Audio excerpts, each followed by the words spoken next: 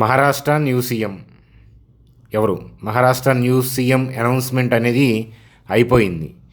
చూడండి ఫ్రెండ్స్, అలాగే ఆ అప్డేట్ గురించి చూద్దాం. చూడండి ఫ్రెండ్స్, స్టాక్ మార్కెట్ బారికేడ్ బద్దలు కొట్టిందా, కొట్టడానికి సిద్ధంగా ఉందా? సో బ్యాంక్ నిఫ్టీలో మనం చెప్పిన లెవెల్ దగ్గర సెల్ ఆర్డర్స్ ఎగ్జిక్యూట్ అయ్యి మళ్ళా బయింగ్ వచ్చింది. మీరు చూసారా? టెలిగ్రామ్ గ్రూప్లో ఉన్న వాళ్ళంతా కూడా అప్డేట్స్ మీరు చూసే ఉంటారు. అట్లాగే ఏంటంటే మ్యాప్స్ మై ఇండియా ఈ పర్టికులర్ స్టాక్ యొక్క కీ లెవెల్స్ ఏంటి చాలామంది అడుగుతున్నారు. సో ఆ స్టాక్ యొక్క కీ లెవెల్స్కి దగ్గరగా ఉంది. సో అది నేను చూపిస్తాను. ఈ మ్యాప్స్ మై ఇండియా ఈ స్టాక్ మీద నా వ్యూ ఏంటో ప్రజెంట్ చేస్తాను. అలాగే బ్యాంక్ నిఫ్టీ గజబలం చూపించింది. దానికి కారణం హెచ్డిఎఫ్సి బ్యాంక్ అని చెప్పచ్చు. అలాగే జీ ఎంటర్టైన్మెంట్ ఇక దొరకదా? సో ఏంటంటే అలుపెరగని పోరాట యోధుల్లాగా పరిగెడుతూ ఉంది. జీ ఎంటర్టైన్మెంట్ యొక్క కీ లెవెల్స్ ఏంటి? మిస్ అయిన వాళ్ళకి ఏదైనా జీ ఎంటర్టైన్మెంట్లో ఏదైనా స్టడీ వ్యూ పాయింట్ ఆఫ్ వ్యూలో కీ లెవెల్స్ ఏదైనా ఉన్నాయా? ఆ విషయాలు చూద్దాం. ఓవరాల్గా నిఫ్టీ బ్యాంక్ నిఫ్టీ యొక్క కథాగమనంతో వీడియోని సింపుల్గానే ఎండ్ చేద్దాం. చూడండి ఫ్రెండ్స్, వీడియోలోకి వెళ్ళే ముందు మన ఛానల్ వీడియోని లైక్ చేయడం అనేది మన జన్మ హక్కు. కాబట్టి ప్రతి ఒక్కళ్ళు లైక్ చేయండి. అలాగే కొత్తగా వాచ్ చేస్తున్న వాళ్ళకి నేను సబ్స్క్రైబ్ చేయమని నేను చెప్పను. మన ఛానల్లో 2-3 వీడియోస్ వెనక్కి వెళ్ళి చూస్తే ఏంటంటే నచ్చి ఆటోమేటిక్గా సబ్స్క్రైబ్ చేస్తారు. చూడండి ఫ్రెండ్స్, స్క్రీన్ మీద ఏంటంటే బ్యాంక్ నిఫ్టీ చార్ట్ చూస్తున్నాము. నిఫ్టీకి వస్తాను. సో బ్యాంక్ నిఫ్టీ చార్ట్ అనేది కీ లెవెల్. సో మనం ఎస్టర్డే వీడియోలో డిస్కస్ చేసుకున్నాము. ఈ పర్టికులర్ ఏరియాలో సెల్ ఆర్డర్స్ ఉన్నాయి, ఇన్స్టిట్యూషన్స్. మార్కెట్ ఏమో పైకి వెళ్ళాలని చూస్తుంది. సో ఇక్కడ నుంచి గ్యాప్ డౌన్ రిలీజ్ చేసినప్పుడు ఉన్న ఇంటెన్షన్ ఏమో కిందకి వెళ్ళాలని, కానీ ఇప్పుడు మార్కెట్కి ఉన్న ఇంటెన్షన్ పైకి వెళ్ళాలని. కాబట్టి ఇక్కడ ప్రాఫిట్ బుకింగ్ జరుగుతా పైకి వెళ్ళే అవకాశాలు ఉన్నాయని అనుకున్నాం. సో మీరు చూసే ఉంటారు కదా. కాబట్టి ఈ పర్టికులర్ ఏరియాలో మీరు ట్రేడ్ పాయింట్ ఆఫ్ వ్యూలో వెళ్తే సో డేంజరస్ అనే పాయింట్ ఆఫ్ వ్యూలో మాట్లాడాను. సో అలాగే ఏంటంటే మీకు టెలిగ్రామ్ గ్రూప్లో ఏంటంటే మరింత క్లారిటీ కోసం మీకు చెప్పడం అనేది జరిగింది. హైయర్ లెవెల్ నుంచి డిప్ అయినప్పుడు చాలామంది సడన్గా పడిపోయింది కదా అని చెప్పేసి షార్ట్ సేల్ పాయింట్ ఆఫ్ వ్యూలో వెళ్తుంటారు. అందుకని ఏంటంటే సో ఎడ్యుకేషనల్ వ్యూ ఇచ్చాను. ఎందుకంటే మార్కెట్ పైకి వెళ్ళడానికే చూస్తుంది, కానీ మన ట్రేడ్ పాయింట్ ఆఫ్ వ్యూలో సమయం కాదు అని చెప్తానని చెప్పాను. అర్థమవుతుందా? సో టెలిగ్రామ్ గ్రూప్లో మీరు ఇంకా మెంబర్స్ కాదు, ఓన్లీ మన ఛానల్ సబ్స్క్రైబర్ మాత్రమే. టెలిగ్రామ్ గ్రూప్లో మెంబర్ కాకపోతే అది కూడా ఫ్రీయే, మీరేం మనీ పే చేయాల్సిన అవసరం లేదు. మీరు చూస్తున్న వీడియో కింద డిస్క్రిప్షన్లో ఫ్రీ టెలిగ్రామ్ లింక్ ఇచ్చాను, చూడండి. దాని ద్వారా మేము మాత్రమే జాయిన్ అవ్వండి. మార్కెట్లో డూప్లికేట్స్ ఉన్నాయి, జాగ్రత్త.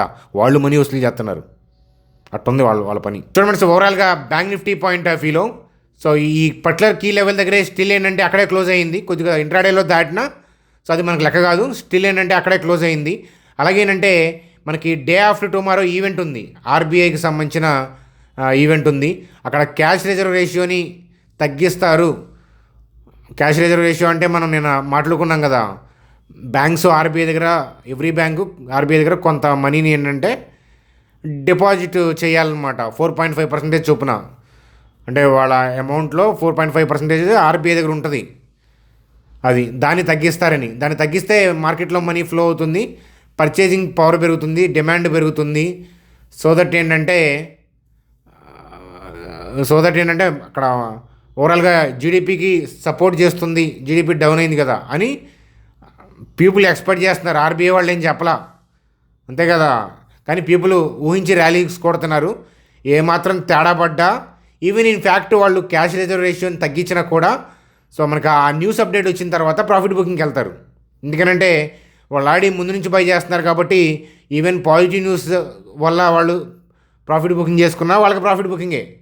లేదు మనకి reserve bank of India RBI గైడ్లైన్స్లు ఏంటంటే మనకి అనుకున్నట్లు సంతృప్తికరంగా లేకపోయినా ప్రాఫిట్ బుకింగ్ చేస్తారు. బోత్ వేస్లో వాళ్ళు ప్రాఫిట్లోనే ఉంటారు. ఎందుకంటే యాక్టివిటీ ముందే చేస్తున్నారు కదా, అదనమాట అది. సో చాలామంది ఏంటంటే మార్కెట్ పడుతున్నప్పుడు ఏంటంటే అక్కడ దాకా వెళ్ళిపోతుంది, కిందకి వెళ్ళిపోతుంది, ఎక్కడికక్కడికి వెళ్ళిపోతుంది, అక్కడికి వెళ్ళిన తర్వాత మాత్రమే నేను ఇన్వెస్ట్మెంట్ చేస్తాను అనుకునేవాళ్ళు ఇప్పుడు కాదు, ఎప్పుడు మిస్ అవుతూనే ఉంటారు స్టాక్ మార్కెట్లో.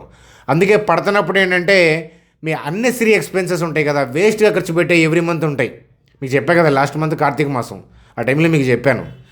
నాన్ వెజ్ తినరు కాబట్టి ఆ మనీ మిగిలిపోతూ ఉంటుంది. అలాంటి మనీ అన్నా కూడా స్టాక్ మార్కెట్లో మీకు నచ్చిన స్టాక్స్లో ఇన్వెస్ట్మెంట్ చేసుకుంటే ఇలాంటప్పుడు ఏంటంటే మీకు ఏం మిస్ చేసుకున్నారు అనే విషయం మీకు, ఇలాంటప్పుడు ఏంటంటే ఏం మిస్ అయ్యారో అనే విషయం మీకు తెలుస్తుందన్నమాట. కాబట్టి సో మీ అందరికీ అర్థమయ్యే ఉండాలి. ఇండియన్ స్టాక్ మార్కెట్ అంటే ఏంటంటే ఎవ్రీ కరెక్షన్లో ఏంటంటే ఎంతో కొంత ఇన్వెస్ట్మెంట్ చేసుకునే మార్కెట్. మన కంట్రీ మార్కెట్ కోసం ఎఫ్ఐఎస్ అని వాళ్ళని వీళ్ళని ఎవరెవరో వచ్చి hedge funds, foreign portfolio investors, FIs అట్లా చాలామంది వచ్చి మన కంట్రీలో ఇన్వెస్ట్మెంట్ చేస్తూ ఉంటే, మన కంట్రీలో ఉండి మార్కెట్లు పడుతున్నప్పుడు ఎఫ్ఐ అమ్ముతున్నాడు, వీడు అమ్ముతున్నాడు, వాడు అమ్ముతున్నాడు అనే పాయింట్ ఆఫ్ వ్యూలో మిస్ చేసుకుంటూ ఉంటారు. మీకు చాలాసార్లు చెప్పాను, ఎఫ్ఐ డేటా పాజిటివ్గా వచ్చేటప్పటికి మళ్ళీ మార్కెట్ ఆల్ టైమ్ హైలోకి వస్తుంది. అప్పుడు ఏం చేస్తారు? అప్పుడు వెళ్ళి స్టార్ట్ చేసి కొంటూ ఉంటారనమాట.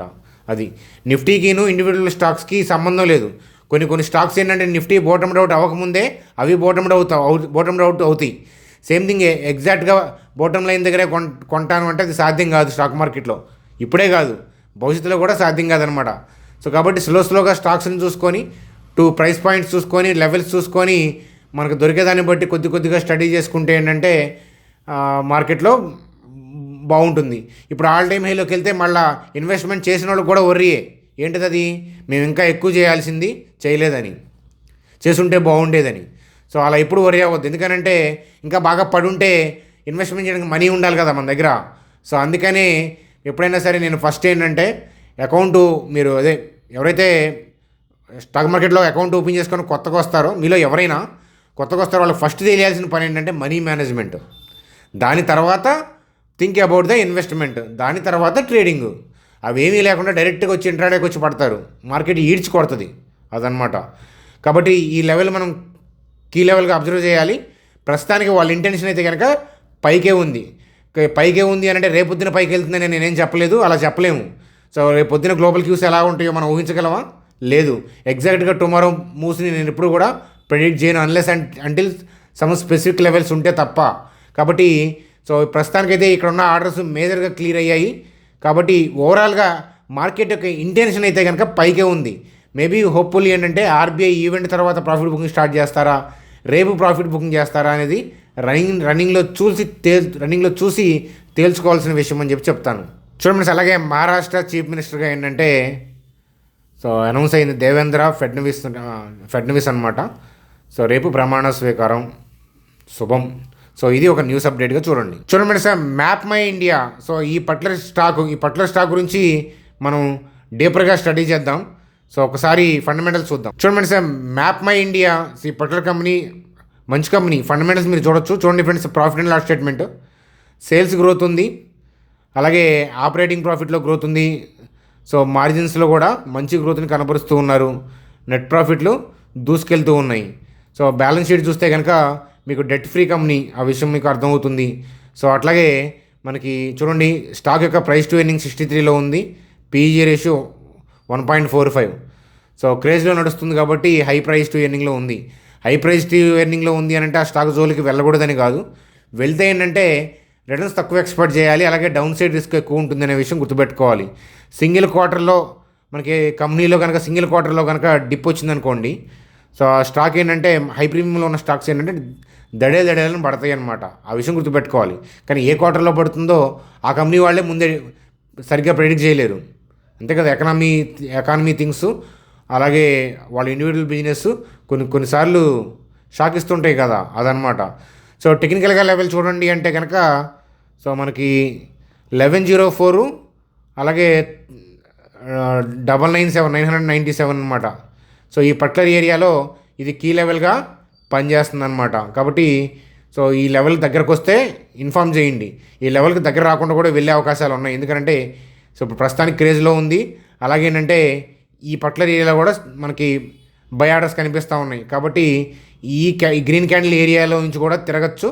అది చూస్తూ ఉండాలి, రన్నింగ్లో చూస్తూ చెప్పాలి. కానీ స్టాటిక్గా లెవెల్స్ అంటే 1104, 997 ఇది మ్యాప్ మై ఇండియా యొక్క లెవెల్స్ గుర్తుపెట్టుకోండి. ఎక్కువ మంది అడుగుతున్నారు కదా మన కామెంట్స్లో, ఇది ఒకసారి నోట్ చేసుకోండి.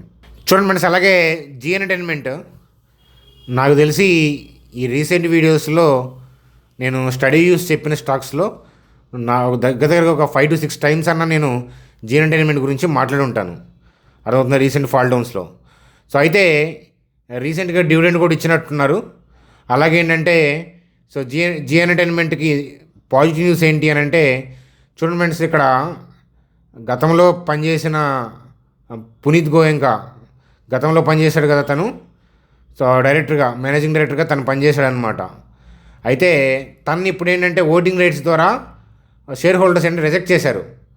సో అంటే ఎవరో ఒక పాజిటివ్ పర్సన్ వస్తాడు, అతన్ని అపాయింట్మెంట్ చేస్తే జనరల్గా కంపెనీలకి పాజిటివ్, కానీ ఇతన్ని రిజెక్ట్ చేయడం కూడా కంపెనీకి పాజిటివ్ అయింది. అర్థమవుతుందా? ఎందుకనంటే సో ఇతను ఉన్నప్పుడు కార్పొరేట్ గవర్నెన్స్ ఇష్యూస్ వచ్చాయి. కాకపోతే ఏంటంటే వ్యక్తిగతంగా నా ఒపీనియన్ చెప్పండి అని అంటే మంచి మ్యానిపులేటివ్ పర్సన్ అనమాట. తినైతే జీ ఎంటర్టైన్మెంట్ని, రెవెన్యూని మంచిగా ముందుకు తీసుకెళ్ళగలడు అని చెప్పి నేను అనుకున్నాను. సో అఫ్కోర్స్ ఏదైనా కూడా మన మంచికే. కరెక్ట్ పర్సన్ వచ్చి దీన్ని ఇక్కడ నుంచన్నా ముందుకు తీసుకెళ్తారని ఆశిస్తున్నాను. అయితే ఈ ప్రైస్ ర్యాలీకి ఏంటంటే దానికి నేను ఆశ్చర్యపడను, సేమ్ థింగ్ ఏంటంటే ఆనందపడను. ఎందుకంటే మనకు కావాల్సింది ఏంటంటే ఇన్వెస్ట్మెంట్ పాయింట్ ఆఫ్ వ్యూలో స్టడీ వ్యూ అంటే ఎప్పుడైనా గుర్తుపెట్టుకోండి ఫ్రెండ్స్, మనకి ఒక సింగిల్ క్వార్టర్లో రెవెన్యూ పెరుగుతా, బిజినెస్ పెరుగుతా, అలా ఓవరాల్గా ఏంటంటే ఇయర్లీ రెవెన్యూలో వాళ్ళు గత 5 years బ్యాక్, 6 years బ్యాక్ వాళ్ళు ఉన్న స్టడీ రెవెన్యూ ఉంది కదా, దాన్ని రీచ్ చేయగలిగితే చాలన్నమాట. అది ఆ రెవెన్యూలో బ్రేక్అవుట్ వస్తే ఈ స్టాక్ దొరకదు. ఎందుకంటే అదొక్కటి తప్ప మిగతా అన్నీ బాగున్నాయి. కార్పొరేట్ గవర్నెన్స్ ఇష్యూస్ ఇప్పుడు లేవు. అలాగే ఏంటంటే స్టాకు రీజనబుల్ పీఈలో ఉంది, అండర్ పీఈలో నడుస్తుంది, debt free company, OTT business అంతా బాగుంది. అర్థమవుతుందా? కాబట్టి ఆ సోనీ మెర్జింగ్, దాని తాలూకా ఇష్యూస్ అన్నీ కూడా క్లియర్ అయిపోయాయి. ఆ మెర్జింగ్ అవ్వలేదు. వాళ్ళు ఒకళ్ళ మీద ఒకళ్ళు కేసులు వేసుకున్నారు, అవి కూడా ఏంటంటే మాఫీ చేసేసుకున్నారు, రాజీ పడ్డారు. కాబట్టి ఓవరాల్గా ఈ స్టాక్ యొక్క రెవెన్యూని నెక్స్ట్ ఎవరైతే అపాయింట్మెంట్ చేయబడుతున్నారో వాళ్ళు నెక్స్ట్ ఈ స్టాక్ యొక్క రెవెన్యూని పెంచగలిగితే చాలు, ఒక్క ఇయర్ పెంచగలిగితే చాలు అనమాట. స్టాకు మన మనీని తలకిందులు చేస్తుంది. అర్థమవుతుందా? అది తలకిందులు అంటే డౌన్ సైడ్ నుంచి అప్ చేస్తుంది. అప్ సైడ్ డౌన్ చేసేది ఏముంటుంది, ఆల్రెడీ స్టాక్ బూడిదైపోయింది. అర్థమవుతుందా? కాబట్టి ఏంటంటే దాని రెవెన్యూ దానికి వస్తే చాలు. నేనేం కొత్తగా దాని గురించి ఎక్స్పెక్ట్ చేయట్లా. అదనమాట జీ ఎంటర్టైన్మెంట్ గురించి. చూడండి సార్, మీలో ఎవరికైనా డీమ్యాట్ అకౌంట్ లేకపోతే, మీ ఫ్రెండ్స్కి కానీ ఫ్యామిలీ మెంబర్స్ కానీ లేకపోతే, ఇక్కడ మన డిస్క్రిప్షన్లో లింక్స్ ఇచ్చాను చూడండి. ఈ లింక్స్ ద్వారా అకౌంట్ క్రియేట్ చేసుకోండి. అకౌంట్ ఓపెన్ చేసిన తర్వాత ఐడిని మా టీం నెంబర్కి పంపించండి. అకౌంట్ ఓపెన్ చేసి మీకు ఏదైనా యాప్ పాయింట్ ఆఫ్ వ్యూలో తెలియకపోయినా, మనీ మేనేజ్మెంట్ ఏంటో తెలియదు, కొంతమందికి ట్రేడింగ్ అంటే ఇన్వెస్ట్మెంట్ అంటే ఏంటో తెలియదు కదా, అందుకని వెబినార్లు జరుగుతూ ఉంటాయి, అవి కూడా మీరు అటెండ్ అవ్వచ్చు. కాబట్టి బిగినర్స్ అయితే కనుక అకౌంట్ ఓపెన్ చేసిన వాళ్ళు ఐడిని మా టీం నెంబర్కి పంపించండి. ఎందుకంటే ఎడ్యుకేషనల్ వ్యూస్ కూడా పోస్ట్ చేస్తూ ఉంటాను, మీరు అబ్జర్వ్ చేసి ఓన్గా మీరు గ్రో ఎలాగ పనికొస్తుంది అనమాట గ్రూపు. అదనమాట. చూడండి ఫ్రెండ్స్, అలాగే నిఫ్టీ గురించి. సో మనకి డౌన్లో ఉన్నప్పుడే నిఫ్టీ గురించి మనం ఒకటి మాట్లాడుకున్నాం, ఏంటంటే 24,534కి వెళ్తే కానీ మన అబ్జర్వేషన్ చెప్పలేము అని. సో 24,534 దాటినాక మీరు ప్రాఫిట్ బుకింగ్ చూసారా? సెల్లింగ్ అని నేను అన్నాను, ప్రాఫిట్ బుకింగ్ చూసారా? Some kind of intraday dip. అదేమి నెగిటివ్గా కనిపిస్తుంది నాకు వాళ్ళ మార్కెట్లో. కాబట్టి అది ప్రాఫిట్ బుకింగ్ లాగే కనిపించింది.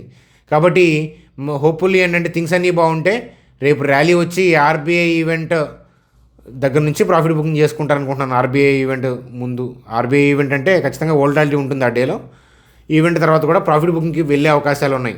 ఎందుకంటే ముందు బై చేసుకుంటూ వస్తున్నారు కాబట్టి ఈవెంట్ తర్వాత ప్రాఫిట్ బుకింగ్ చేసుకున్న బెనిఫిటే, వాళ్ళకి పైకి వెళ్ళినా బెనిఫిటే అది.